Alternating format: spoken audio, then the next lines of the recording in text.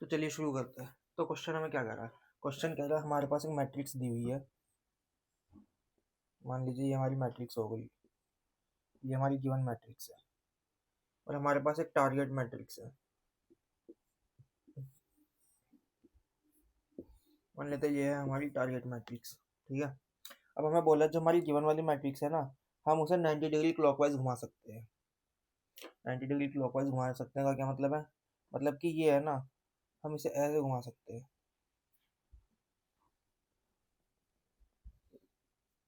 For example मान लीजिए हमारे पास एग्जाम्पल है ABCDEF GHI, मान लीजिए हमारी मैट्रिक्स है।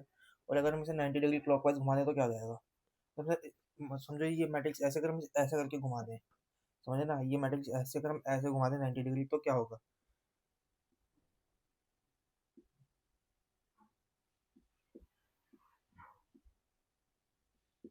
जो हमारी मैट्रिक्स है कुछ ऐसी नहीं बन जाएगी? समझे ना, अगर हम इसको ऐसे करके घुमा दें, ध्यान से देखो, अगर हम इसको ऐसे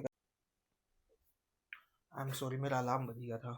अगर हम इसको ऐसा करके घुमाएं तो जो हमारी ये वाली रो है, अगर हम 90 डिग्री घुमाएं तो आप ध्यान से देखेंगे कि जो हमारी ये 90 डिग्री, ये जो पहली रो थी ये कॉलम बन जाएगी लास्ट वाला। अच्छा, वैसे ही अगर हम इसे 90 डिग्री घुमाएं तो हमारा ये बन जाएगा, ये बन जाएगा इस तरह से। और मान लीजिए अगर हम इस वाली को दोबारा से 90 डिग्री घुमाना चाहें तो क्या होगा? तो हमारे पास आ जाएगा कुछ ऐसा।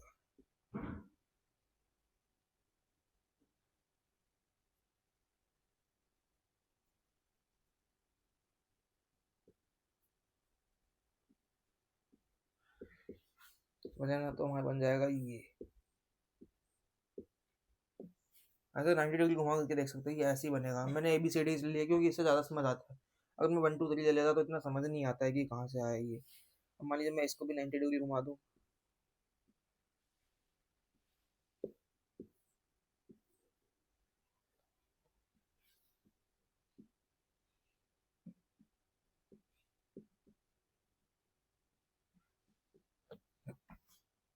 समझ रहे हैं ना। और अगर मैं अब इसको भी 90 डिग्री घुमाऊँ तो मेरे पास वापस से ये नहीं आ जाएगा? अच्छा, तो क्वेश्चन हमें यही कह रहा है। तो क्वेश्चन हमें कह रहा है कि हम हमारी जो गिवन मैट्रिक्स है ना उसे 90 डिग्री क्लॉकवाइज घुमा सकते हैं। और उसे 90 डिग्री क्लॉकवाइज घुमाने के बाद अगर वो जो हमारी टारगेट मैट्रिक्स से इक्वल हो जाता है तो हमें रिटर्न ट्रू कर देना है, वरना हमें रिटर्न फॉल्स कर देना है। बस इतना सा था ये। तो हम ध्यान से देखें तो हम जो हमारी मैट्रिक्स है उसे कितनी बार घुमा सकते हैं, या कितनी पॉसिबिलिटीज है कि हम डिफरेंट मैट्रिक्स घुमा पाएंगे हमारी गिवन मैट्रिक्स से। वही मैंने आपको भी करके दिखा दिया। अभी हम उससे एट मैक्स बस 4 बार घुमा सकते हैं। चौथी बार घुमाने पे वो हमारी जो करंट मैट्रिक्स हमें गिवन वाली है उसी में ट्रांसफॉर्म हो जाएगा। समझ रहे हैं ना। अगर हम एक सर्कल को भी देखें, पहले 90 डिग्री घूमेगा ये वाला पार्ट, अगले 90 में ये वाला पार्ट कवर हो जाएगा, अगले 90 में ये वाला, एंड अगले 90 में ये वाला। तो जैसे हम 360 डिग्री घूमेंगे तो हमारा पूरा एक सर्कल कंप्लीट हो जाता है ना। हम जहाँ से चलना स्टार्ट करते हैं वहीं पहुँच जाते हैं। तो इसमें भी वैसे ही हम जहाँ से स्टार्ट करें वहीं पहुँच गए आफ्टर 4 रोटेशन ऑफ 90 डिग्री। तो बस यही है हमारा क्वेश्चन। तो हमारी अप्रोच वन क्या हो जाएगी? अप्रोच वन हमारी यही हो जाएगी कि हम चारों मैट्रिक्स निकाल के देख लेंगे। अगर इसमें से कोई भी हमारी जो हम जिस मैट्रिक्स तक हमें पहुंचना है अगर उस तक हम पहुंच पाते हैं तो हम रिटर्न ट्रू कर देंगे, वरना हम रिटर्न फॉल्स कर देंगे। बस बस ये चार ही तो मैट्रिक्स निकालनी है और हमारा इक्वल करने के वो चेक करने के लिए कि सेम है नहीं सेम, क्या इक्वल इक्वल चेक कर लेंगे। बाकी कोड अपने आप चेक कर लेगा कि ये इक्वल है नहीं है। अच्छा, पर हम इसे 90 डिग्री रोटेट कैसे करें, बात आती है यहाँ पर।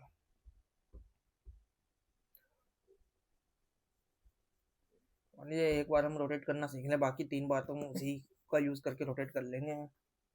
मान लीजिए हमें यहाँ से यहाँ पहुँचना है, तो हम कैसे पहुँच सकते हैं? उसे नंबरिंग डाल दो 0 1 2 and this is 0 1 2 and this is 0 1 2 and 0 1 2। देखिए जो हमारी पहली रो थी वो लास्ट कॉलम बन गई है। अच्छा, जो पहली रो थी वो लास्ट कॉलम बन गई, जो दूसरी रो थी वो पहला कॉलम बन गई, और जो दूसरी मतलब रो थी वो जीरो कॉलम बन गई। हम्म अगर हम ध्यान से देखें तो यहाँ से यहाँ जाना तो डायरेक्टली पॉसिबल नहीं है कि हम कैसे भी यहाँ पे जा पाए, ऐसा तो नहीं हो सकता। तो हम उसमें कैसे कर सकते हैं? आपको वो आता है, आपने छोटी क्लासेस में पढ़ा होगा कि किसी भी मैट्रिक्स का हम ट्रांसपोज कैसे लेते हैं, समझ रहे हैं ना। मान लीजिए कोई मेरे पास मैट्रिक्स होती है ये, मान लीजिए मैट्रिक्स है, तुम ट्रांसपोज कैसे लेते हैं इस मैट्रिक्स का। मान लीजिए इस मैट्रिक्स का मुझे ट्रांसपोज लेना है, तो मैं क्या करता हूँ, इस डायगोनल के अलोंग जो भी मेरे एलिमेंट्स होते हैं उनको स्वैप कर देता हूँ, इसको इससे, इसको इससे, एंड इसको इससे। अच्छा, अगर मैं भी इसमें भी यही करना चाहूँ तो क्या होगा, इसमें होगा अगर मैं इसका डायगोनल का अक्रॉस इसका ट्रांसपोज ले लूँ, टेकिंग ट्रांसपोज मान लीजिए, तो क्या होगा, तो ये मेरा हो जाएगा,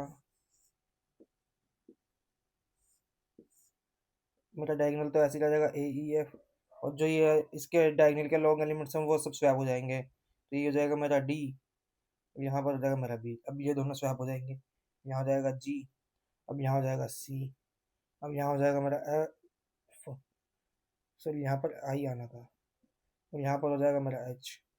अच्छा, अगर हमने ट्रांसपोज ले लिया तो मैं यहाँ से यहाँ तो पहुँच गया, ए डी जी, मतलब कि मेरे को इसको यहाँ रखना था पर मैंने इस वाले को यहाँ रख दिया, समझे ना, इसको यहाँ तो रख दिया मैंने। अच्छा, अब मान लीजिए मुझे यहाँ से यहाँ जाना है तो हम क्या कर सकते हैं, अगर हम ध्यान से देखें तो ये इसका रिवर्स ही नहीं लिखा हो बस, यहाँ पर हमें चाहिए जी डी ए, यहाँ पर हमारे पास ए डी जी। अच्छा, यहाँ में चाहिए एच ई बी, यहाँ हमारे पास बी ई एच, यहाँ चाहिए हमें आई एफ सी, यहाँ पर हमारा सी एफ आई, तो हम क्या करेंगे, अब हम इसे रिवर्स कर देंगे रो वाइज, बस रिवर्स रो वाइज, तो बस हम अपने यहाँ पे पहुँच जाएंगे। अच्छा, मतलब कि हमें 90 डिग्री रोटेट करने के लिए किसी मैट्रिक्स को दो काम करने पड़ रहे हैं, क्या, कि एक तो हमें इसका ट्रांसपोज लेना पड़ रहा है और एक बार हमें इसे रिवर्स करना पड़ रहा है। अच्छा, मतलब अब अगर हम ये दो स्टेप करते तो हम 90 डिग्री घुमा पाएंगे। हाँ बिल्कुल, और हम इसे बस इतना ज़्यादा इसे 90 डिग्री रोटेट करने के लिए अगर हम इसका सूडो कोड देखें तो कैसा होगा, मान लीजिए,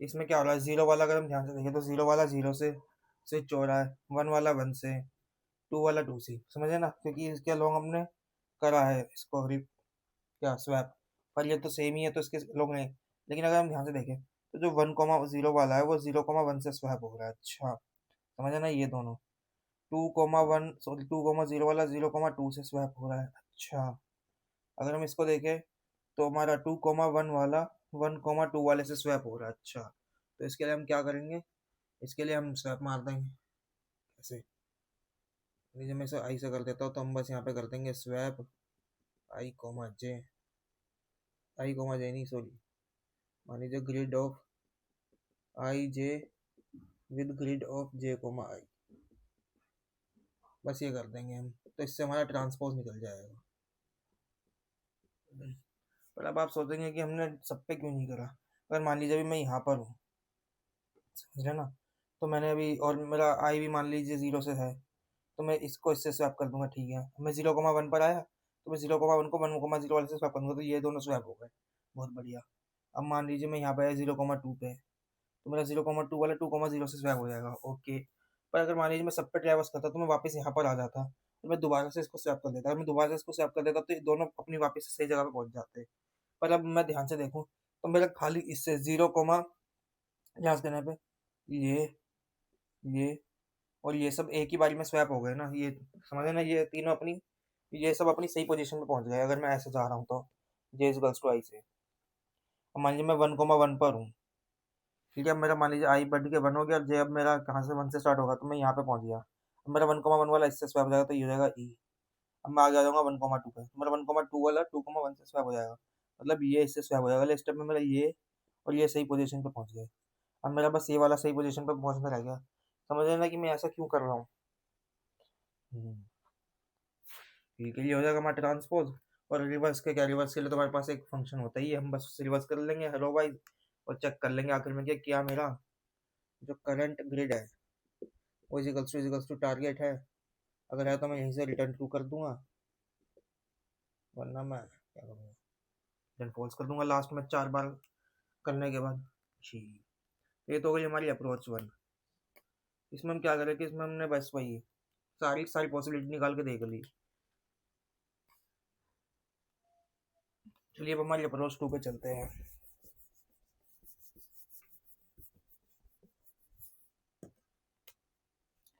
ये हो जाएगी हमारी अप्रोच 2। मार्कर में इंक कम हो गई है, अगली बार मैं इसमें डालकर बनाऊंगा video. A B C D E F G H I. मान लीजिए मैं इसका मतलब इसको 90 डिग्री रोटेट कर दूं, ये कितना हो जाएगा? ये हो जाएगा मेरे पास A B C D E F G H I. तो मैं ध्यान से देखूं, 0 1 2 है यहाँ पर, और यहाँ पर 0 1 2 है, और इसको भी मैं कर दूं 0 1 2 0 1। अगर मुझे यहाँ से याद आना है, तो अगर मैं ध्यान से देखूँ तो हर एक इंडेक्स के लिए अपनी फिक्स पोजीशन होगी कि वो 90 डिग्री रोटेट करने के बाद कहाँ जाएगा, समझे ना? और मान लीजिए मेरा अभी ए यहाँ पर है, तो रोटेट होने के बाद ए यहीं पर जाएगा। ऐसा नहीं है कि अगर मैं इसे 90 डिग्री रोटेट करूँ तो मेरा ए यहाँ की जगह यहाँ चला जाए, या यहाँ की जगह यहाँ चला जाए, या यहाँ की यहाँ यहाँ चला जाए। समझ रहे हैं ना? मतलब हर एक इंडेक्स से कोरस्पॉन्डिंग एक उसकी फिक्स पोजीशन है कि 90 डिग्री रोटेट करने के बाद कहाँ जाएगा। सिमिलरली अगर मैं इसे भी 90 डिग्री रोटेट करूँ तो मैं कहाँ पहुँच जाऊँगा? मैं यहाँ पहुँच जाऊँगा, यहाँ A B C D E F G H I. अब मान लीजिए मैं एक बार उसे 90 डिग्री रोटेट करूँ, करके दिखा देता हूँ कुछ।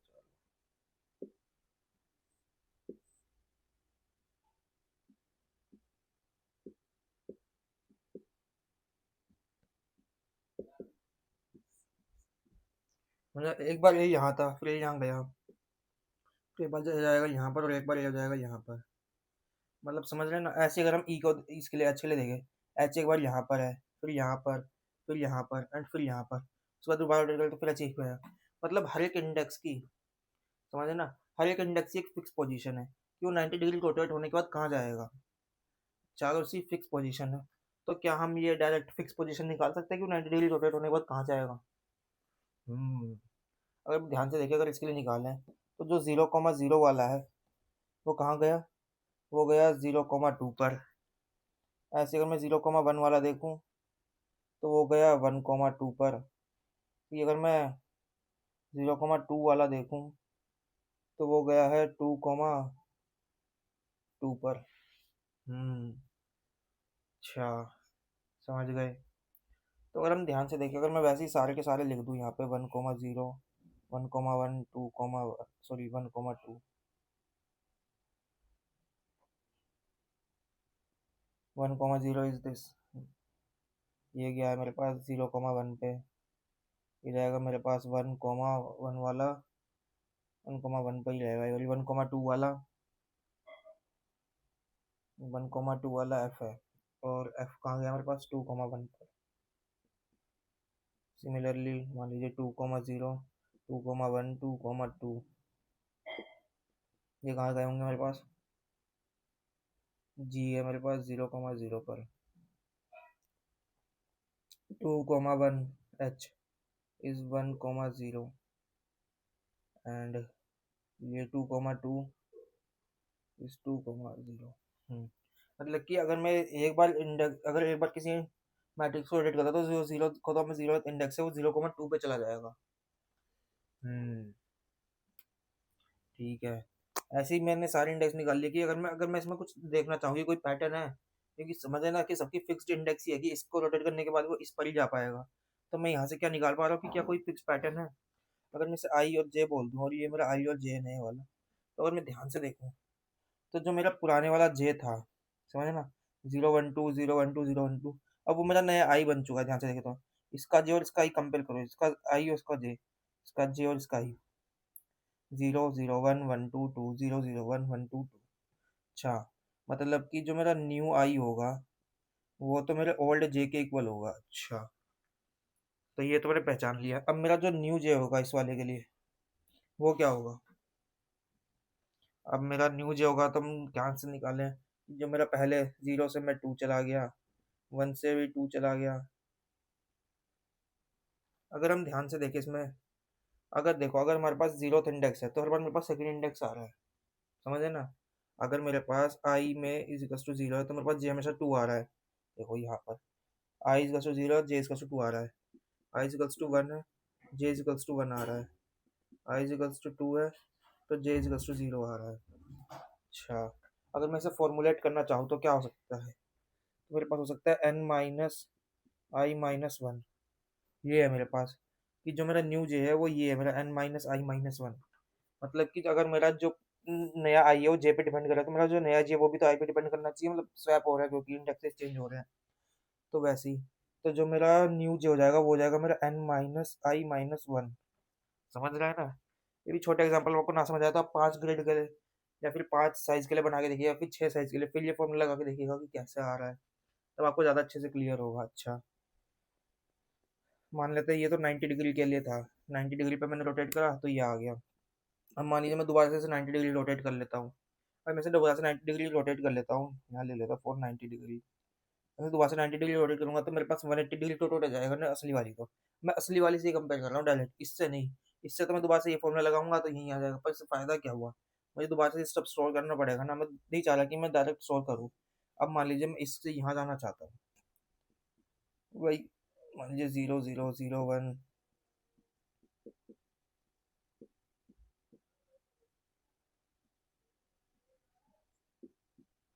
अब मान लीजिए मैं इससे अगर जाऊँ, मेरा 0 0 वाला कहाँ पहुँच गया? मेरा 0 0 वाला पहुँच गया है 2 0 पर। ओके, 0 1, 0 1 पहुँच गया है मेरा 2 1 पे। 0 2 इस 2, तो ये 2 2 था यहाँ पे, और देखो 2 0 पे। अब 1 0 वाला मेरा था डी, ये मेरा पहुँच जाएगा 1 2 पे। 1 2 कहाँ है मेरा? 1 2 इज एफ, एफ हो गया मेरा 1 0 पे। अब ऐसे ही 2 0 is G, this is 0 0, this 2 1, this is 0 1, and I is 2 2। अगर हम इसमें पॉसिबिलिटी ढूंढें कि हम कैसे कर पा रहे हो।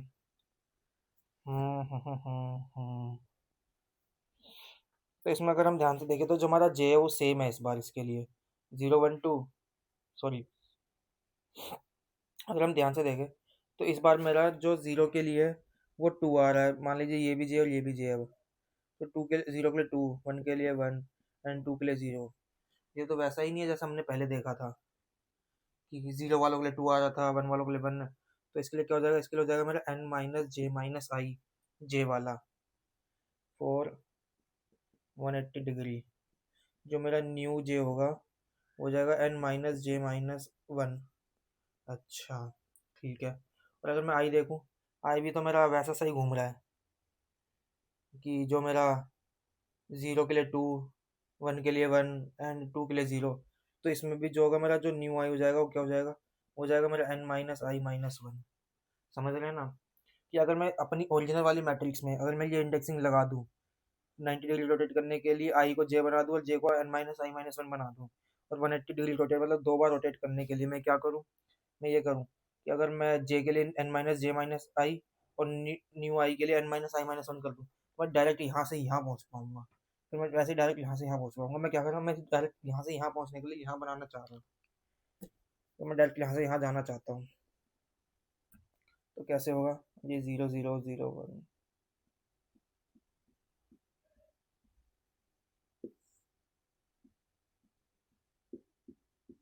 मान लीजिए मुझे ए से यहाँ जाना है, जैसे 0 1 2 0 1 2। तो 0 0 के लिए दिस इज 2 0, 0 1 के लिए this is 1 0, for 0 2 it is 0 0। अच्छा, एंड ऐसे ही 1 0 पे है डी मेरा, तो डी मेरा यहाँ पे कहाँ? यहाँ पर है मेरा, यहाँ तो जाएगा 2 1, 1 1 इज 1 1, 1 2 इज एफ, एफ कहाँ है मेरा? एफ है यहाँ, दिस इज 0 1। सिमिलरली 2 0 के लिए जी, जी है मेरा यहाँ 2 2, this is 1 2, and this is 0 2। समझ रहे हैं ना? अगर अब हम इसमें ध्यान से देखें, अगर हम इसमें ध्यान से देखें तो जो हमारा अगर सेम आई के लिए हमारा जे सेम है, तो मतलब जो मेरा न्यू जे होगा, सॉरी, जो मेरा न्यू जे होगा वो मेरे ओल्ड आई के इक्वल होगा। वैसे ही अगर हम देखें तो मुझे आई के लिए निकालना है कि मेरा आई क्या होगा।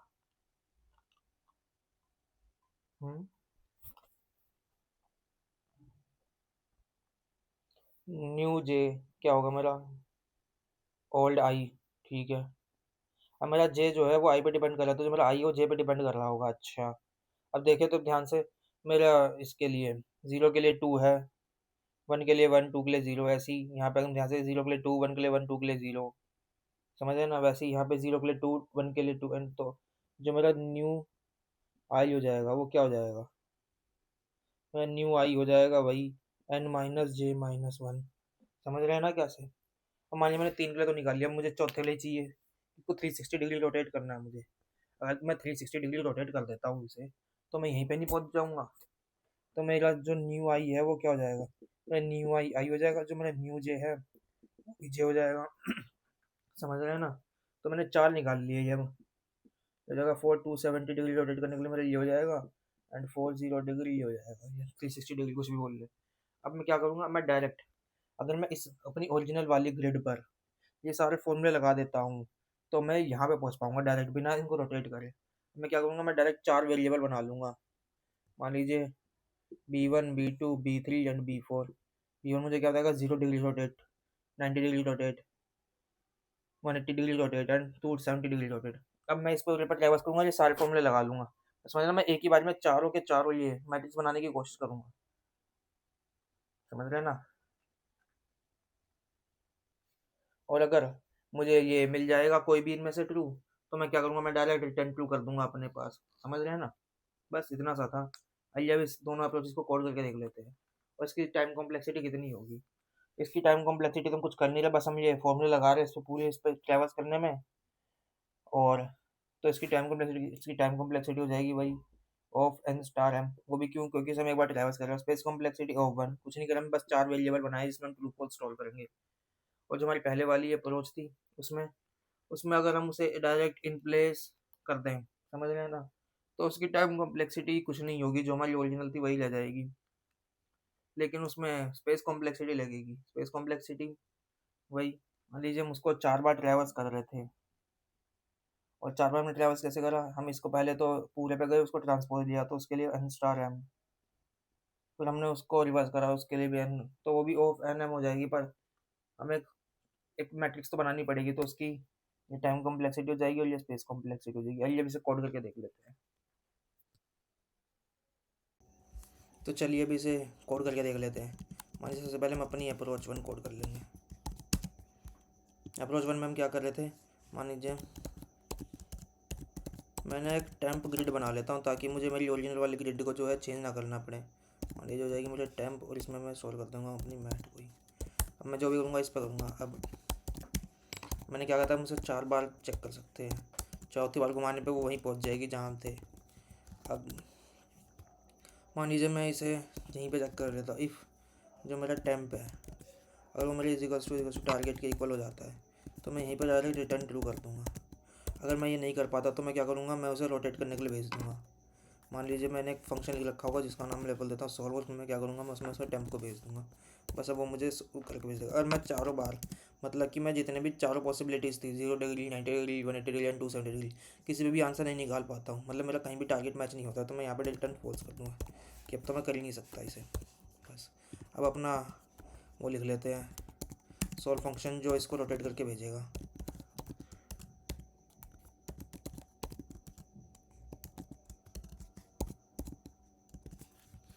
ठीक है, मैंने सबसे पहले क्या बताया था कि सबसे पहले हम ट्रांसपोज लेंगे।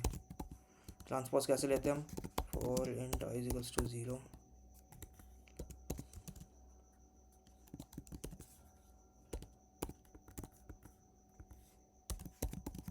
मान लीजिए हम आई इक्वल्स टू जैसे आई लेस देन एन तक चलेगा। फिर मैंने बताया था जो हम जे है वो इंट जे इक्वल्स टू आई से स्टार्ट करेंगे, 0 से स्टार्ट क्यों नहीं करेंगे। आप मुझे कमेंट्स में बताइएगा कि हम ऐसा क्यों कर रहे हैं। जे प्लस प्लस, यहाँ पे मैं क्या करूँगा, यहाँ पे हम कुछ नहीं करेंगे, यहाँ पे हम बस स्वैप कर देंगे। और स्वैप किसको करेंगे, टेम्प ऑफ आई कोमा जे को टेम्प ऑफ जे कोमा आई से स्वैप कर देंगे। ठीक है, ये हमने ट्रांसपोज निकाल लिया। अब यहाँ पे क्या करेंगे, अब मैंने बताया था कि अब हम इसे रिवर्स कर देंगे यहाँ पर।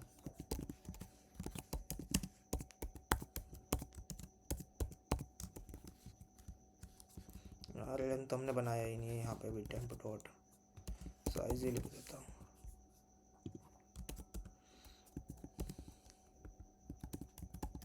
रिवर्स कर देंगे यहाँ पे टेम्प ऑफ आई को स्टार्टिंग से लेके एंड तक, बस ये हमारा। अब इसे चला के देख लेते कि क्या ही चल रहा है, या हमने कुछ गलती कर दी कोड करने में। बहुत बढ़िया ही चल रहा है, क्या ही एक्सेप्ट होगा। बहुत बढ़िया, पहली बार में ही एक्सेप्ट हो गया, फास्टर देन 100%। वाओ। अब अपनी दूसरी अप्रोच कोड कर लेते हैं जिसमें हमें उसे करने की ज़रूरत ही नहीं है, मतलब कि उसे रोटेट करके देखने की ज़रूरत ही नहीं है। मान लेते हैं मैं एक वेक्टर बना लेता हूँ बूल टाइप का, जिसमें मैं स्टोर करूँगा, क्या स्टोर करूँगा मैं, कि मेरा 0 डिग्री के लिए पॉसिबल है, 90 डिग्री के लिए, एंड सो ऑन। ये 4 वेरिएबल बनाने पड़ते हैं, उसकी जगह मैं डायरेक्ट यही बना देता हूँ। अगर मैं ऐसा करना चाहता हूँ तो मैं इसका क्या नाम दूँ, मान लीजिए मैं इसका नाम फ्लैग ही दे देता हूँ। इसका साइज़ कितना होगा, इसका 4 साइज़ होगा, और इसमें मैं अभी सब में ट्रू डाल दे रहा हूँ कि मैं अभी तो बना सकता हूँ। अब मैं क्या कर सकता हूँ कि मैं अभी सोच के चल रहा हूँ कि मैं कर सकता हूँ, पर मैं चेक कर लूँगा कि क्या मैं कर पाऊँगा नहीं कर पाऊँगा।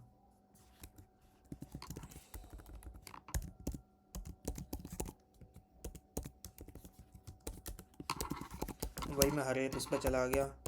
अब मैं चेक करना चाह रहा हूँ कि क्या मैं कर पाऊँगा। टेम्प डॉट साइज जे प्लस प्लस। सबसे पहले अगर मेरा, अरे टेम्प तो भाई नहीं, कुछ यहाँ पे मैट बोल देते हैं इसे। अगर मान लीजिए जो मेरा मैट ऑफ आई जे है इज़ नॉट इक्वल्स टू मेरे टारगेट ऑफ आई जे के इक्वल नहीं है, मतलब समझे ना, 0 डिग्री रोटेट हुआ है, तो मैं क्या करूँगा, मैं अपने फ्लैग ऑफ फ्लैग ऑफ 0 मैं स्टोर कर ले रहा हूँ, मान लीजिए 0 डिग्री वाला, तो उसे मैं फॉल्स कर दूँगा। ठीक है, समझ रहे हैं ना, कि अगर भाई मान लो कि मेरा 0 डिग्री रोटेट करने के बाद, कि मैंने आपको बताया था ना कि जो आई जे वो मेरा आई जे ही रह जाएगा, अगर वो इक्वल नहीं होगा मेरे उसके टारगेट वाले के, तो मैं इसे फॉल्स कर दूँगा। वैसे ही अगर मेरा if mat of I comma J is not equals to होगा मेरे टारगेट ऑफ, सबसे पहले मैंने क्या बताया था, हम उसे 90 डिग्री रोटेट कर रहे हैं, तो 90 डिग्री रोटेट करने की मेरी कंडीशन क्या थी कि जो मेरा न्यू आई था, समझ रहे ना, वो मेरा ओल्ड जे बन जाता था, और जो मेरा जे था वो क्या बन जाता था, वो बन जाता था मेरा n-i-1 ही हो जाता था मेरा। अगर ये भी नहीं है तो मैं क्या करूँगा, मैं फ्लैग ऑफ 1 को फॉल्स कर दूँगा। पर मैंने n तो बनाया ही नहीं, मुझे बार बार वो लिखना पड़ेगा, तो मैं int n is equals to,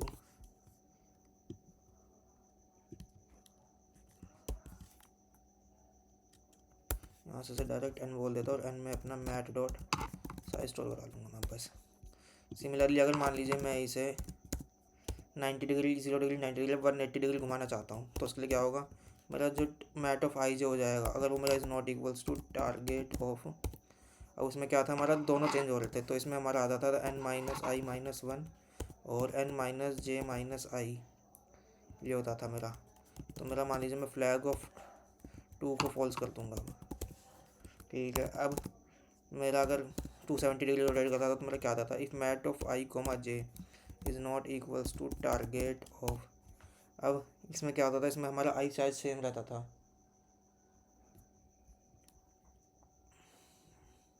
नहीं इसमें आई हो जाता था हमारा n-j-i, और जो हमारा जे रहता था वो आई पे डिपेंड करता था, तो इसके लिए मेरा हो जाएगा flag of 3 is equals to false. बस समझ रहे ना, मैंने एक ही पास में चारों के लिए आंसर निकाल लिया कि मैं 4 बार रोटेट कर पा रहा हूँ, तो मेरा क्या आंसर बनेगा। अब मैं यहाँ पे चेक कर लूँगा, यहाँ मैं डायरेक्ट रिटर्न कर दूँगा, क्या रिटर्न कर दूँगा, फ्लैग ऑफ 0 और